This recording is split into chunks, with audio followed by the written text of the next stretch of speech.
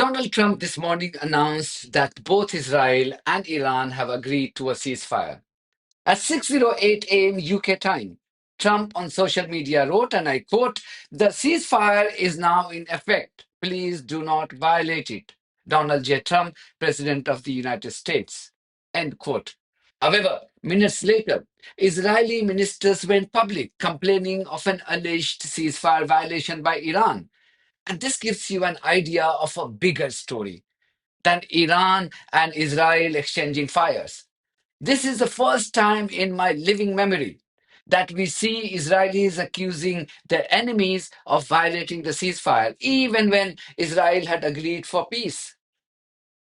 You only have to look at the recent history of the Israeli military's conduct in Gaza, Lebanon, Syria, and Iran to understand the seismic change in Israel's attitude. Iran, for their part, denied violating the ceasefire, implying that missiles fired at Israeli targets were done so before Trump announced the ceasefire. In fact, Donald Trump told reporters just before leaving for the NATO summit in The Hague that it was Israel which has violated the ceasefire. The language used by him for Israel was extraordinary. We've never seen an American president using F word. Israel, as soon as we made the deal, they came out and they dropped a load of bombs, the likes of which I've never seen before. The biggest load that we've seen. I'm not happy with Israel. You know, when I say, okay, now you have 12 hours, you don't go out in the first hour and just drop everything you have on them. So I'm not happy with them. I'm not happy with Iran either. But I'm really unhappy if Israel's going out this morning because of one rocket that didn't land, that was shot, perhaps by mistake, that didn't land. I'm not happy about that. You know what? We basically have two countries that have been fighting so long and so hard that they don't know what the fuck they're doing. Do you understand that? According to Israeli rescue officials, at least 6 people were killed in the Iranian missile attacks. Israeli officials, who usually impose ruthless censorship on the reporting of its damage caused by Iranian missile attacks, were quick to take BBC representatives to the scene of destruction. Strike at about 5:45 local time this morning. If I just step back, and Alon, the cameraman, is going to show you the continuing rescue work going on behind me. There's a ladder going up to the top of the building there. Now, there were 4 people killed inside that building. I've just been speaking to the head of the Zaka search and rescue teams here. One of their members is on that ladder up there now.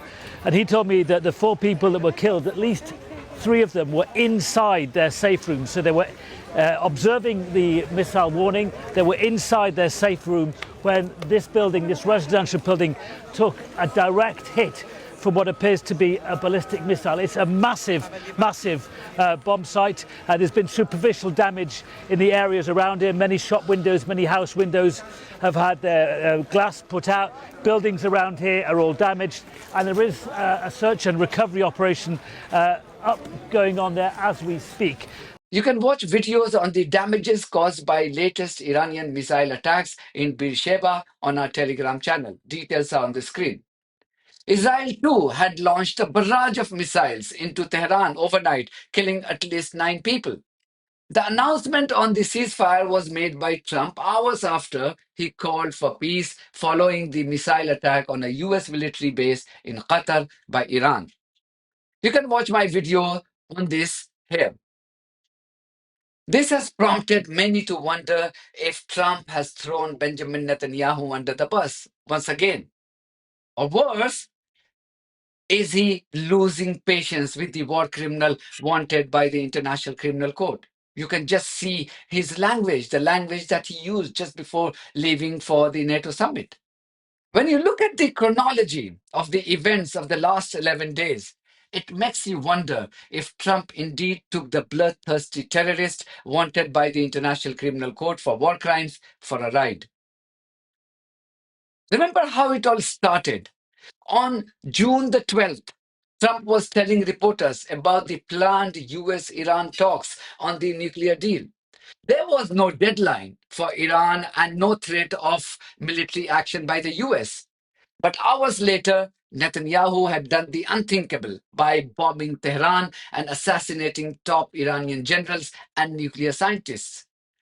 This left Iran with no option but to strike back at Israel. Although analysts at that time concluded that Trump was aware of Netanyahu's plan and he had given his approval to Israel's illegal attack on Tehran. Trump was indeed aware.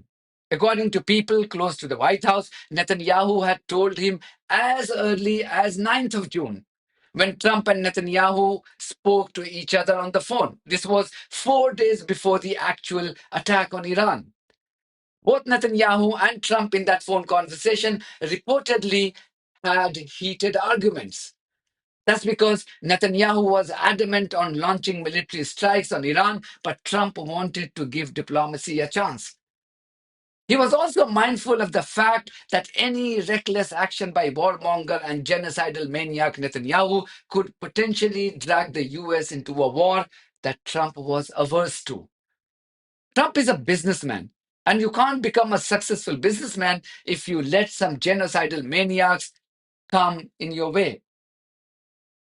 I know there have been plenty of conversations claiming that Netanyahu was blackmailing Trump using Epstein files. Others argued that Israelis were good at causing false flags, as Netanyahu kept repeating through his public utterances. This war criminal kept reminding Trump about the assassination attempts on him in the past. Of course, Netanyahu linked those attacks to Iran, but many believed that this was to constantly remind Trump about his personal high stakes involved in the ongoing conflict. These people who chant death to America, tried to assassinate President Trump twice, killed 241 of your Marines in Beirut, killed and injured thousands of American soldiers in Afghanistan and Iraq, tried to bomb a restaurant in Washington, D.C., chant death to America, burn the American flag. Do you want these people to have nuclear weapons and the means to deliver them to your cities? Of course not. Yeah. So we're defending ourselves, but we're also defending the world. I want to talk about the nuclear threat, and I want to talk about President Trump. You just said Iran tried to assassinate President Trump twice. Do you have intel that the assassination attempts on President Trump were directly from Iran? Through proxies, yes. Through their intel, yes. They want to kill him. Look, he's enemy number one. So Trump had to cautiously tread here, particularly after Netanyahu went ahead to attack Iran in defiance of his allies and international law. While Trump and his administration kept repeating that there was no US involvement, they didn't criticize Israel. However, as Iran began to shock Israel by targeting and destroying its key strategic interests, such as the Mossad headquarters, Tel Aviv Stock Exchange, Haifa Power Plant, Haifa Port, Haifa Refinery, Ashdod Port, Ashdod Power Plant and its refinery, Netanyahu realized the grave miscalculation on his part. So, what does he do? He began to appear on US TV networks to make desperate pleas to Trump, pleading him to come to his rescue. Even the UK, which had sent RAF jets to defend Israel against Iran last year, chose to remain a mute spectator. In fact, the fear on the face of the UK ambassador to the UN was palpable when she said this. The UK did not participate in this action. And let me say clearly and unequivocally that Russia's claim that British sovereign bases on the island of Cyprus were in any way involved is nonsense. It is deeply irresponsible at moments like this for Russia to be spreading disinformation. As the Iranian pounding of Israeli cities gained momentum, Israelis began to flee their settler colony. The US still didn't condemn Iran and remained a bystander. Then came this news of a shouting match between far-right US ambassador to Israel, Mike Huckabee, and Netanyahu. Huckabee wanted Americans living in the stolen land to escape as soon as possible. But Netanyahu was against the idea, hoping that the US would be forced to get involved if Iranian missiles killed dual US nationals. The continuous Iranian retaliatory attacks were beginning to cripple the Israeli economy. Since October 2023, there was already a seven-fold rise in money transfers from Israel to other countries, with around 5.6 billion moved out of Israel. This has increased exponentially since Iran began to pound Israeli cities with ballistic and hypersonic missiles. Netanyahu wanted the US to be involved by hook or by crook and began to exert pressure on Trump through APAC channel. Listen to Thomas Massey, a lawmaker from Trump's own Republican Party. He said this on an American TV network. What he promised us was we would put America first. And I think there are still voices in this administration. You've still got J.D. Vance. You've still got Tulsi Gabbard. You still, RFK Jr., you still got calmer heads that could prevail. They were not persuasive in this case, clearly. Well, somebody was persuasive. AIPAC is very persuasive. For instance, the Israeli lobby in Congress. If you look at my colleagues' feeds now, they all look the same. They're all tweeting the same message that we've got to support Israel and we've got to do this. Meanwhile, voices within the Republican Party and Trump's MAGA support base began to become louder against any U.S. involvement. Marjorie Taylor Greene, Tucker Carlson, former chief strategist of Trump, Steve Bannon, Charlie Kirk, and many more prominent Republican names publicly expressed their opposition to the U.S. involvement. I don't think we should be fighting wars on behalf of Israel, and many Americans agree with that. But they're lying about him. He sincerely, even now, he sincerely believes, whether he's right or not, I can't say, but that this could be a predicate to a peace deal, what we're seeing now. He really thinks that and wants that, and the other side is just like, no, a peace deal is immoral. It's the other side, but the other side also has the apparatus here. This is what happened in Ukraine, the U.S. when Ukraine attacked. When Ukraine attacked, we still haven't asked Ratcliffe. Was the CIA involved? There's zero probability Ukraine could attack that deep into Russia without some involvement. Here, the exact same thing. Why was Tulsi Gabbard not invited to the Camp David meeting all day? You know why. Why Tulsi Gabbard still to the American public has said the last public statement is that the program was not back up and running. And now we have from Bibi by himself on Fox by Brent Baer that the thing was 12 to 13 months away. It wasn't this weekend. The question is, do they support America getting offensively involved in this war? And I can say definitively, especially with younger Trump supporters, the answer is no. They want to have Israel fight Israel's war. Now Trump had to strike a balance between not alienating his support base and keeping Netanyahu happy so that he doesn't invite too much trouble for him. Remember, Netanyahu has Mossad, one of the deadliest spy agencies in the world. Trump also had additional problems. Many of his own national security team members didn't want the US to get embroiled into an illegal war that Israel had started. Vice President J.D. Vance and Tulsi Gabbard were amongst them. Tulsi had told the US Congress as recent as March this year that Iran was not pursuing weaponized nuclear program. What J.D. Vance thought of Trump's action was evident from his expression during the US president's address to the nation. He carried out massive precision strikes on the three key nuclear facilities in the Iranian regime, Fordow, Natanz, and Esfahan. Everybody heard those names for years as they built this horribly destructive enterprise. So Trump decided to send US bombers to hit Iranian nuclear facilities, but he reportedly gave advance notice to Iran so that all enriched uranium could be moved out in time. And as it emerged, B-2 stealth bombers didn't even hit the Fordow nuclear facility.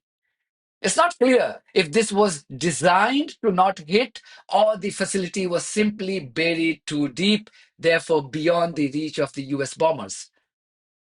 Iran then returned the favor by informing the US about its intention to fire missiles at the US base in Qatar.